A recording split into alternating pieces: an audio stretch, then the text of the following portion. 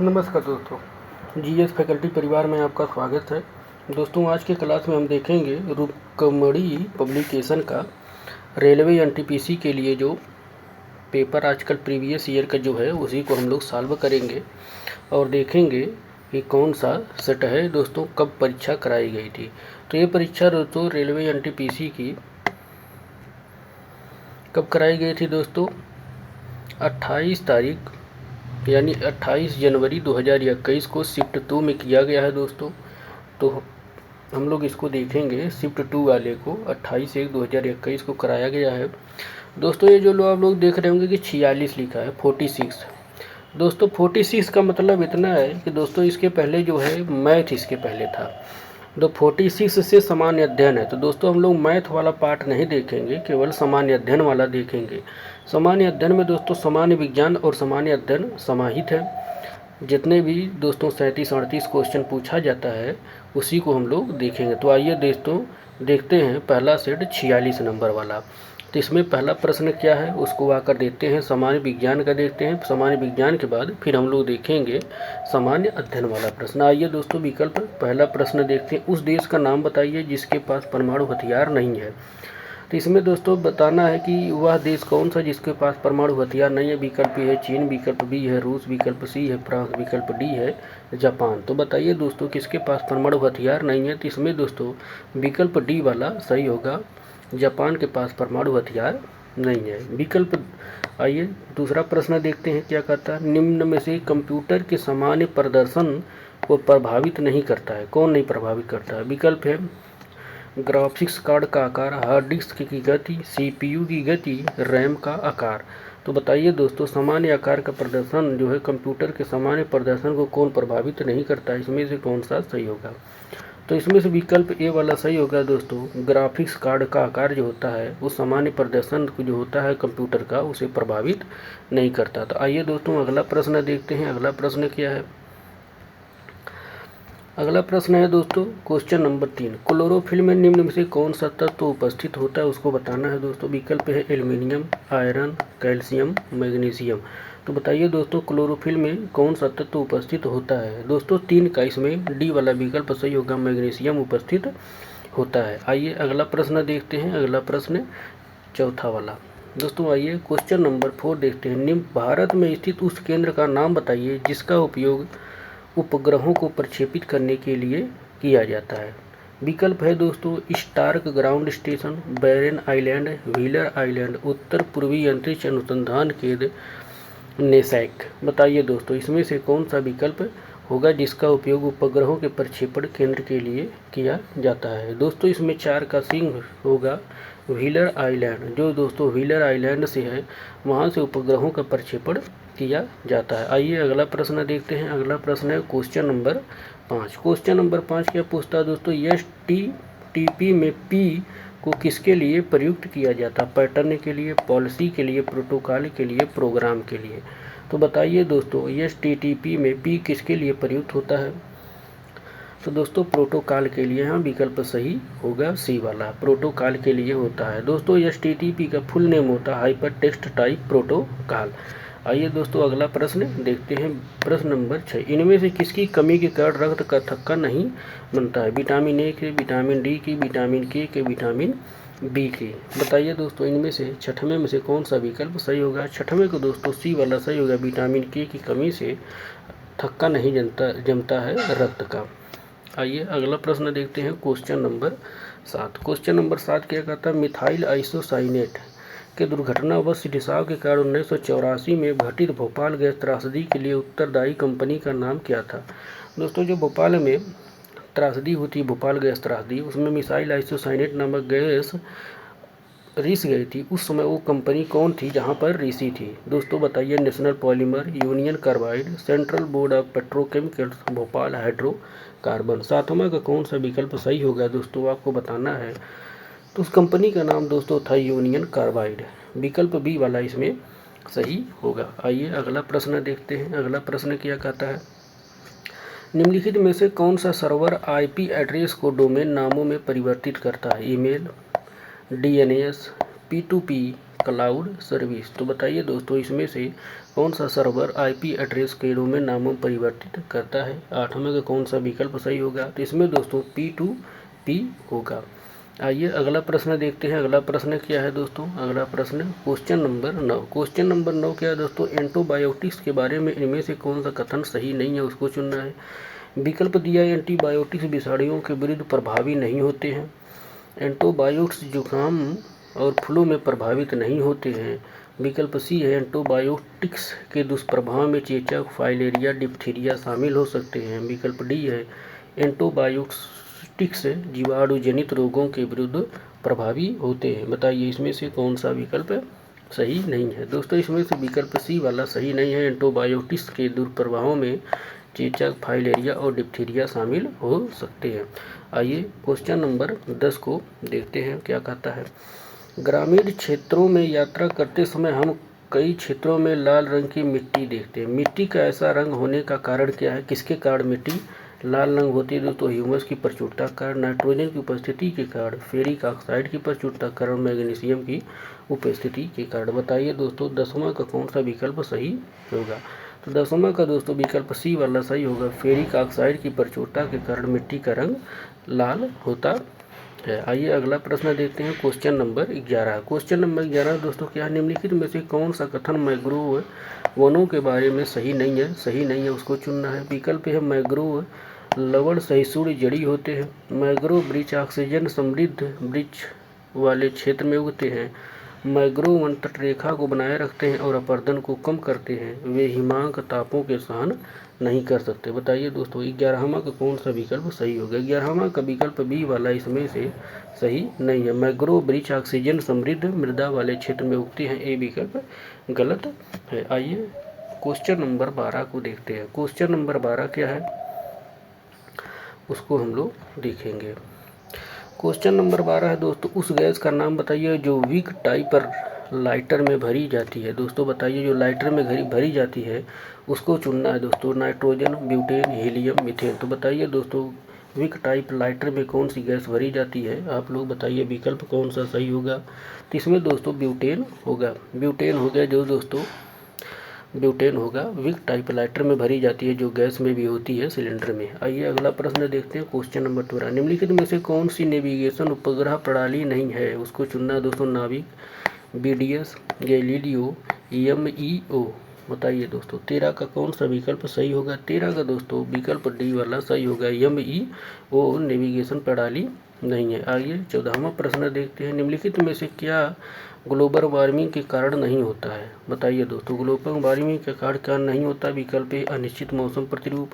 विकल्प बी है समुद्र तल में वृद्धि, ग्लेशियर और बर्फ की चादरों का पिघलना, समुचित वर्षा। बताइए 14वां का कौन सा विकल्प इसमें से नहीं सही है। दोस्तों समुचित वर्षा का प्रभाव जो होता है वो ग्लोबल वार्मिंग के कारण नहीं होता है। आइए 15 वाला प्रश्न देखते हैं दोस्तों। सामान्य अध्ययन जो प्रश्न था दोस्तों 14 था। अब इसके बाद सामान्य अध्ययन का प्रश्न चालू हो जाता है। इसके पहले हमने 14 क्वेश्चन सामान्य विज्ञान के थे। आइए 15वां क्वेश्चन क्या कहता है। निम्नलिखित में से किस संस्थान ने वाटरशेड प्रबंधन कार्यक्रम को बेहतर बनाने के लिए निरांचल राष्ट्रीय वाटरशेड परियोजना यह को सहयोग प्रदान किया है। ADB, संयुक्त राष्ट्र के FAO, विश्व बैंक, WHO।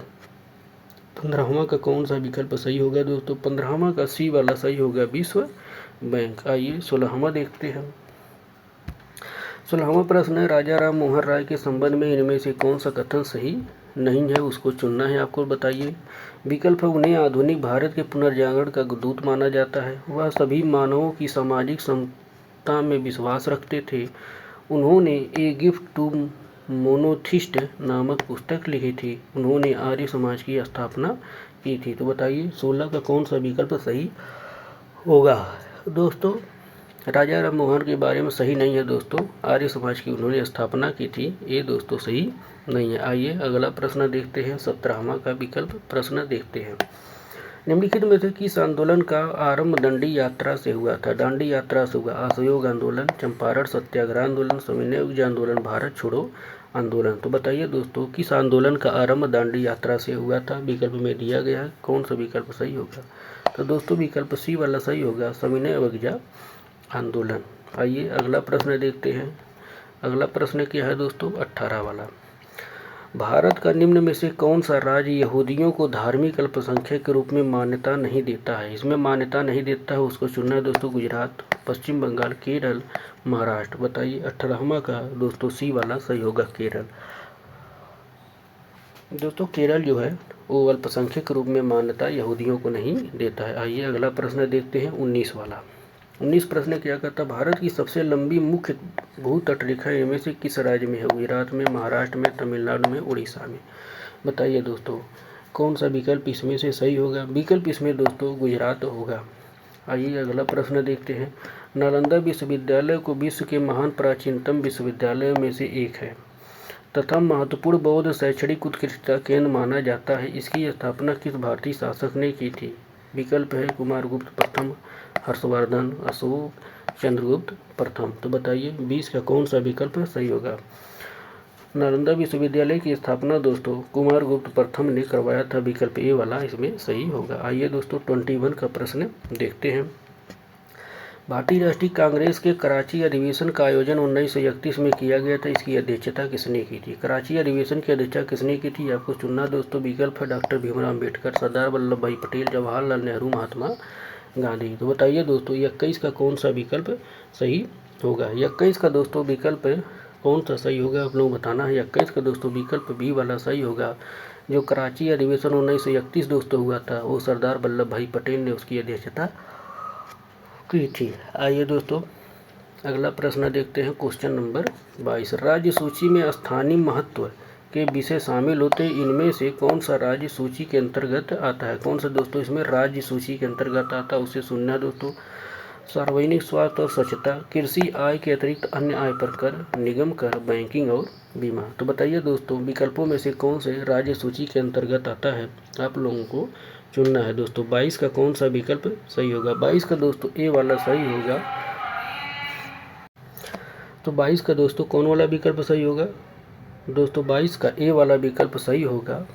सार्वजनिक स्वास्थ्य और स्वच्छता ये है दोस्तों राज्य सूची का विषय है। आइए अगला प्रश्न देखते हैं, क्वेश्चन नंबर 23 या 23 वाला प्रश्न देखते हैं कि 23 प्रश्न क्या है। आइए दोस्तों अल नीनो के संबंध में निम्न से कौन सा कथन सही है उसको चुनना है। या प्रशांत महासागर के पृष्ठीय जल का असमान में ठंडा होना है। विकल्प बी है भारत अल नीनो से प्रभावित नहीं है। विकल्प सी है इसकी उत्पत्ति भूमध्य सागर से होती है। विकल्प डी है या प्रशांत महासागर के पृष्ठीय जल का असामान्य रूप से गर्म होना है। तो बताइए दोस्तों अल नीनो के बारे में कौन सा कथन सही है। 23 का कौन सा विकल्प सही होगा दोस्तों। इसमें से दोस्तों विकल्प डी वाला सही होगा, या प्रशांत महासागर के पृष्ठीय जल का असामान्य रूप से गर्म होना है। आइए अगला प्रश्न देखते हैं 24 प्रश्न क्या कहता है दोस्तों। आइए देखते हैं, उस देश का नाम बताइए जो दक्षिण एशियाई मुक्त व्यापार क्षेत्र अर्थात दोस्तों साप्टा का सदस्य नहीं है। दोस्तों बताइए इसमें से साप्टा का कौन सा सदस्य नहीं है देश। विकल्प ए है पाकिस्तान, विकल्प बी है मालदीव, विकल्प सी है अफगानिस्तान, विकल्प डी है सिंगापुर। बताइए दोस्तों 24 का कौन सा विकल्प सही होगा। 24 का दोस्तों डी वाला सही होगा सिंगापुर।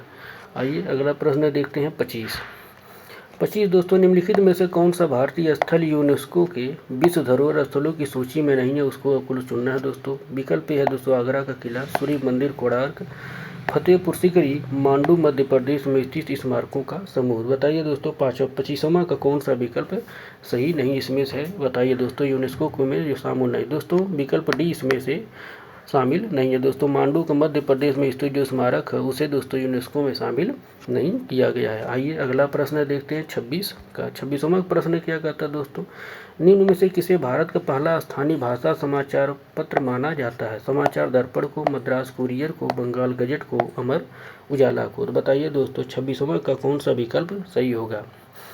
स्थानीय भाषा का समाचार पत्र दोस्तों समाचार दर्पण को माना जाता है। आइए अगला प्रश्न देखते हैं 27। भारतीय संविधान के किस अनुच्छेद के अनुसार प्राकृतिक पर्यावरण की सुरक्षा प्रत्येक नागरिक का मौलिक कर्तव्य है दोस्तों। अनुच्छेद 48 के तहत, अनुच्छेद 55 के तहत, अनुच्छेद 52 के तहत, अनुच्छेद 51A के तहत। बताइए किस अनुच्छेद के तहत दोस्तों प्राकृतिक पर्यावरण की सुरक्षा प्रत्येक नागरिक का मौलिक कर्तव्य है। दोस्तों 27 का कौन सा विकल्प सही होगा। तो 27 का दोस्तों विकल्प डी वाला सही होगा अनुच्छेद 51A के तहत। आइए अगला प्रश्न देखते हैं 28। भारतीय शास्त्रीय नृत्य शैली कुचिपुड़ी की उत्पत्ति किस राज्य से में हुई है? उड़ीसा में, आंध्र प्रदेश, केरल, कर्नाटक। तो बताइए 28 का कौन सा विकल्प सही होगा दोस्तों? आंध्र प्रदेश। दोस्तों कुचिपुड़ी की उत्पत्ति आंध्र प्रदेश से हुई है। आइए और 29 प्रश्न देखते हैं। पैसिफिक रिंग ऑफ फायर के संबंध में निम्न में से कौन सा कथन सही नहीं है? वो विकल्प चुनना। इसकी लंबाई लगभग 40,000 किलोमीटर है। यह सक्रिय ज्वालामुखियों की एक बेल्ट है। पृथ्वी के 75% ज्वालामुखी रिंग ऑफ फायर में स्थित हैं। पैसिफिक रिम उत्तरी अमेरिका और दक्षिण अमेरिका के पूर्वी तटों को कवर करता है। तो बताइए दोस्तों इसमें से पैसिफिक रिंग ऑफ फायर जो है, इसमें से विकल्पों में से कौन उसके सही बारे में जानकारी नहीं देता? 29वां को बताइए दोस्तों। 29 वाला का डी वाला सही जानकारी नहीं देता है कि पैसिफिक रिम उत्तरी अमेरिका और दक्षिण अमेरिका के पूर्वी तटों को कवर करता है, ये गलत है। आइए अगला प्रश्न देखते हैं। 30 वाला क्या कहता है दोस्तों? नीलगिरी पहाड़ियों के संबंध में निम्न से कौन सा कथन सही नहीं है? उसको चुनना है दोस्तों। विकल्प ए है इन पहाड़ियों पर बड़े पैमाने पर चाय और काफ़ी उगाई जाती है। विकल्प बी है दोस्तों क्या? आइए देखते हैं।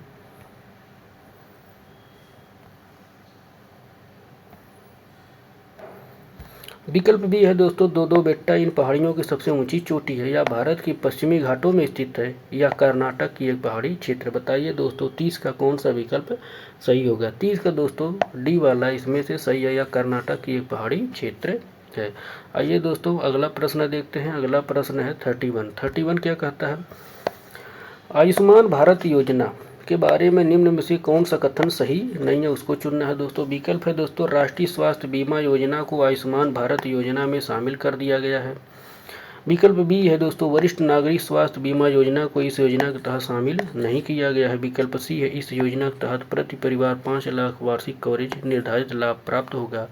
विकल्प डी आयुष्मान भारत एक राष्ट्रीय स्वास्थ्य सुरक्षा योजना। तो बताइए 31 का कौन सा विकल्प सही होगा? 31 का दोस्तों कौन सा विकल्प सही होगा? इसमें से विकल्प बी वाला दोस्तों सही नहीं है। वरिष्ठ नागरिक स्वास्थ्य बीमा योजना की इस योजना के तहत शामिल नहीं किया गया है, जो कि दोस्तों वरिष्ठों को इसमें शामिल किया गया है।